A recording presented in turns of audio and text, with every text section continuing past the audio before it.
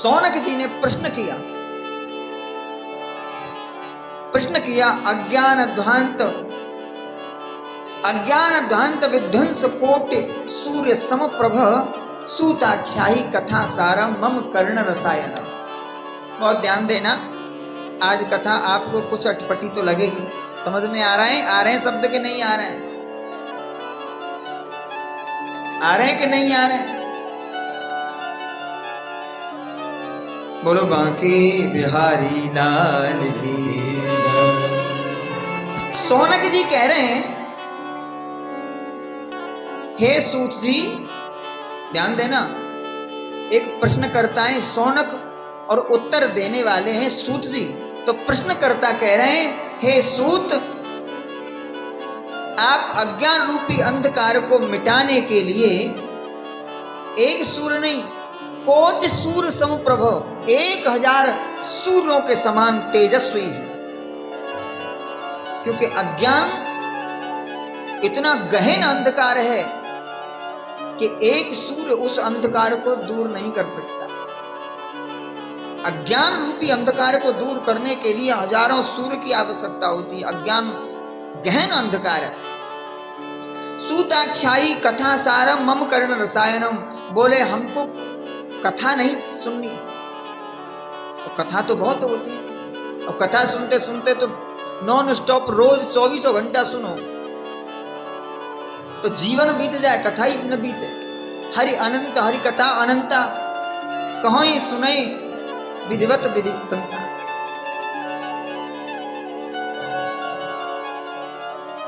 तो सब संत अपनी अपनी विधि से अलग अलग सुनाते हैं, सुनते हैं। तो कथा नहीं, कथा का सार हमको चाहिए। कथा का सार दीजिए, और ऐसा सार जो भक्ति ज्ञान वैराग आप तो विवेको वर्धते महान, माया मोहन राष्ट्र वैष्णव ही क्रियते कथा।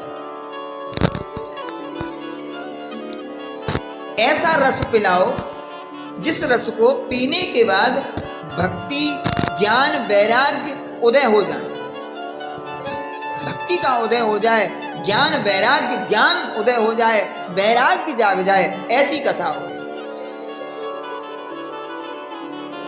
क्यों? बोले ज्ञान भक्ति वैराग्य के उदय होने के बिना इस माया से छूट नहीं सकते, मोह दूर नहीं हो सकता। माया मोह में ही हम उलझे रहेंगे। जब तक ज्ञान भक्ति वैराग्य का उदय नहीं होगा हमारे हृदय में, तब तक इस मोह माया में हम लिपटे ही रहने वाले हैं, चाहे कुछ भी हो। और ये तो समय बड़ा कठिन चल रहा है महाराज।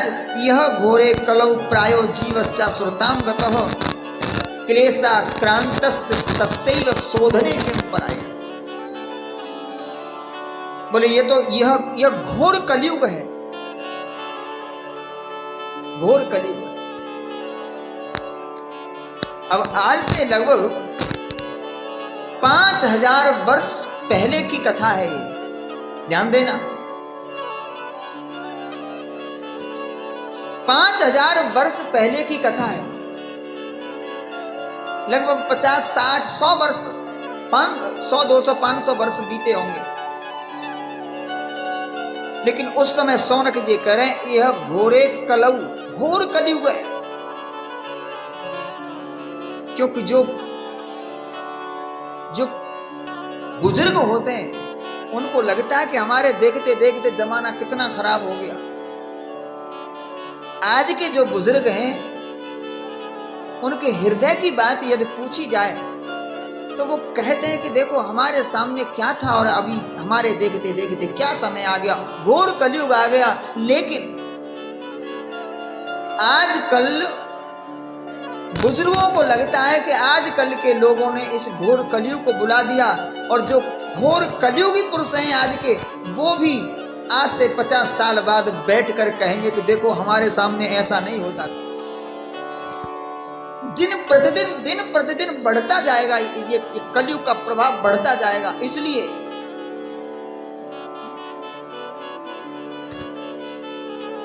बड़े बड़े महापुरुष आए हमारे इस पृथ्वी पर। महाभारत के बाद में, भगवान श्री कृष्ण के गोलोक धाम जाने के बाद में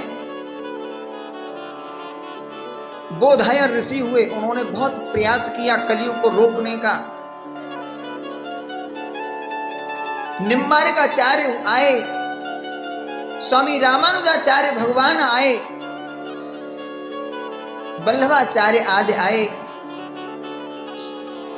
और वो चाहते तो वो भगवान की विभूति थी, वो चाहते तो कलयुग को नष्ट कर सकते थे, उनमें ताकत थी, लेकिन नहीं। विधि के विधान को नष्ट न करते हुए उन्होंने प्रयास किया कि ये लोग इस कलयुग के चक्कर में न पड़े। जो उनके चंगुल में आए वो बच गए, और जो नहीं आए वो रल गए। इसलिए यह घोरे कलौ प्रायो जीवश्चासुरतां गतः क्लेशाक्रान्तस्य तस्यैव शोधने किं परायणम्। क्लेश, कलयुग का एक दूसरा नाम है कलह। क्या? कलह, कलेश। और देखो, भाई भाई में कलेश, बाप बेटे में कलेश। अच्छा, बाप की संपत्ति बाप किसी और को दे सकता है, लेकिन फिर भी बेटा बाप से लड़ता है।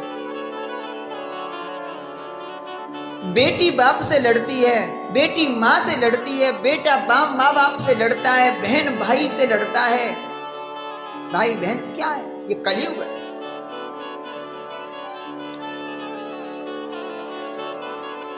अयोध्या के राजा दशरथ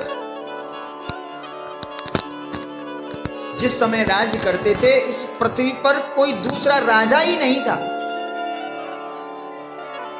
दशरथ के मुकाबले का।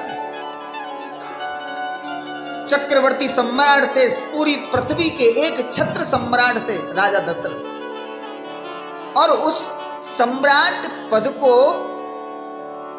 राम को देना चाहते थे।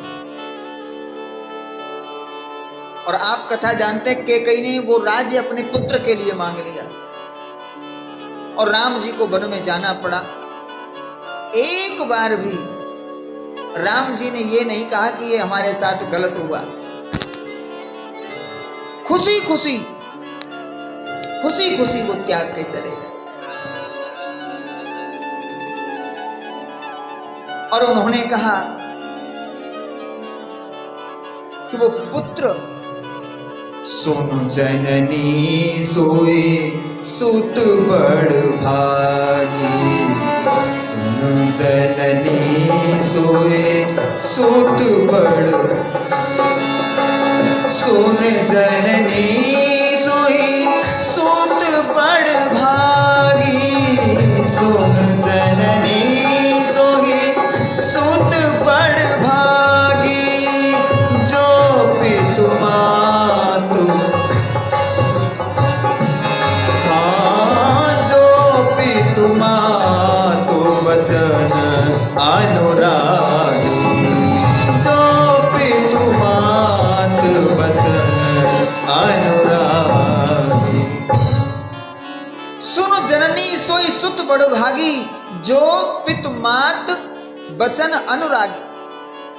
जो अपने माता पिता के वचन सुनने के लिए, उनकी आज्ञा पालन करने के लिए तत्पर रहता हो, वही तो पुत्र सौभाग्यशाली है। जिसको माता पिता की आज्ञा करने का सौभाग्य प्राप्त हो जाए, उससे बड़ा सौभाग्यशाली कौन है। और हंसते हंसते वन में चले गए। और कौशल्या ने भी कुछ नहीं कहा कैकेयी के विरोध में। अच्छा, विचार करो, यदि ये युग होता तो क्या होता। इस समय यदि ये घटना घट जाए किसी परिवार में तो क्या होगा। कोई कौशल्या बर्दाश्त करेगी कि एक अपनी दूसरी पत्नी ने दे दिया और मैं अपने बेटे को जाने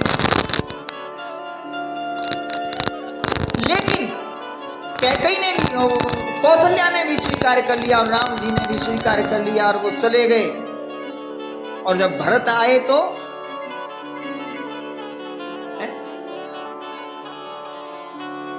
इतने बड़े विशाल, मेरा कहने का तात्पर्य यह, इतने बड़े विशाल सम्राट पद को भरत ने भी ठोकर मार दी। बोले मुझे नहीं चाहिए, मुझे तो राम की शरण चाहिए, राम के चरण चाहिए।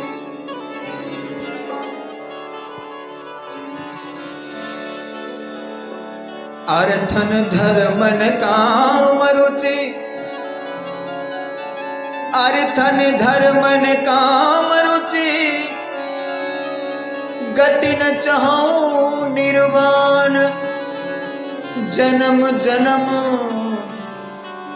पद राम, जन्म जन्म रति राम पद, यह वरदान आ।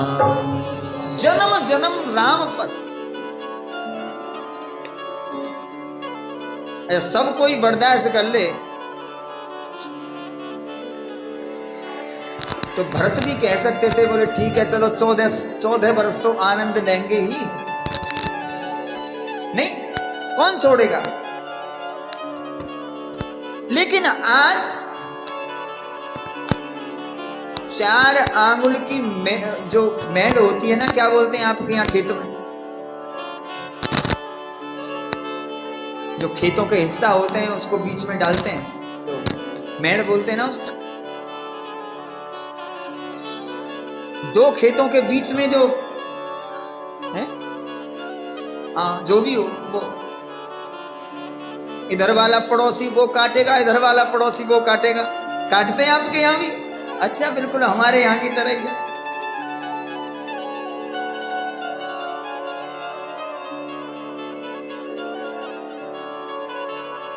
मुश्किल से बहुत बड़ी होगी, बहुत बड़ी होगी तो 2 फुट की होती है। 2 फुट से ज्यादा नहीं होगी, पहले तो और भी ज्यादा होती थी, लेकिन 2 फुट। उसमें भी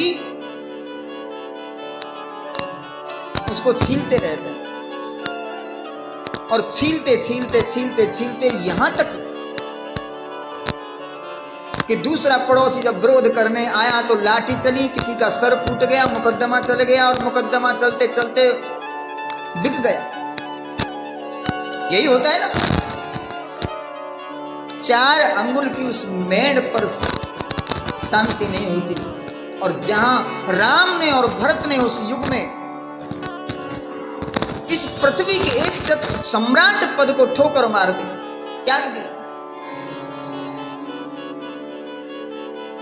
ये कलयुग का प्रभाव है, क्योंकि क्लेशा क्रांतस्य तस्यैव शोधने किम पराई। ये घर घर में कलह, भाई भाई में कलह, यही कलयुग है। इसको समझो कि ये कलयुग है और कलयुग को पहचान कर इस कलह को बंद करो, बंद करो। तो घर घर में कलह शांत हो, कलह न हो और घर घर में शांति हो। और श्रियसाम यद भवेत् श्रेय पावनानां च पावनम, कृष्ण प्राप्ति करम शाश्वत साधनम तद्वताधुना। श्रेयसाम यदि भवेत् श्रेय, यानी जो पावनों को भी पावन करने वाली है। भगवान की जो कथा है, भगवान की कथा पावनों को भी पावन करने वाली होती है। जो पवित्र होते हैं उनको भी पवित्र करती है। कृष्ण प्राप्ति करम शाश्वत, जो साधन भगवान श्री कृष्ण की प्राप्ति करा दे। सौनक जी कह रहे हैं ऐसी कथा आप सुनाओ। और ये प्रश्न सुनकर श्री सूत जी महाराज ने कहा, ऐसी कथा एक ही है क्या?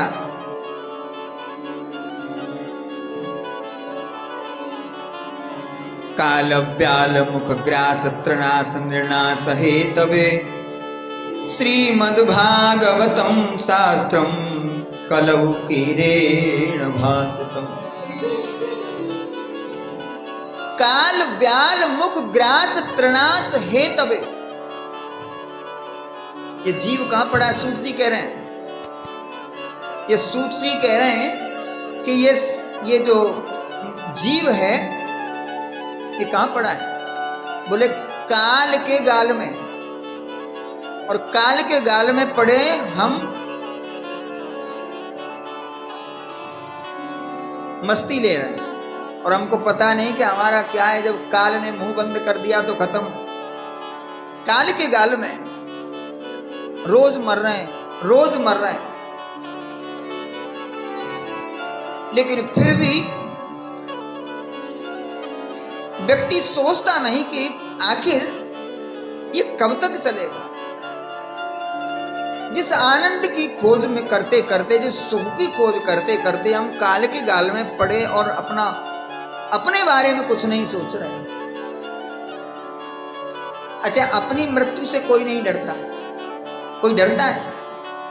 कोई नहीं। अपनी मृत्यु से कोई नहीं डरता। डरते हैं तो हम दूसरे की मृत्यु से, वो उसको कुछ न हो जाए, हमको कुछ हो जाए तो कोई बात, दूसरे को कुछ न हो जाए।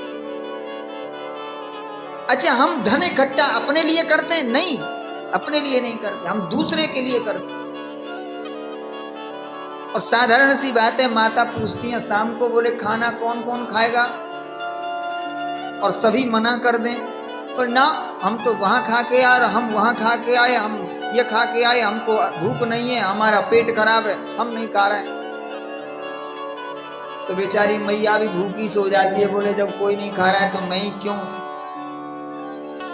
ऐसा ही होता है कि नहीं? अच्छा, मैया वास्तव में क्या खाना अपने लिए बनाती है? वो दूसरों के लिए बनाती है। इसका मतलब तो यही हुआ कि वो दूसरों के लिए, परिवार के लिए बनाती है, उसमें से 2 फुलके वो भी खा लेती है। तो हम खाना भी दूसरे के लिए बनाते हैं, हम तो उनके सहारे पेट भर लेते हैं।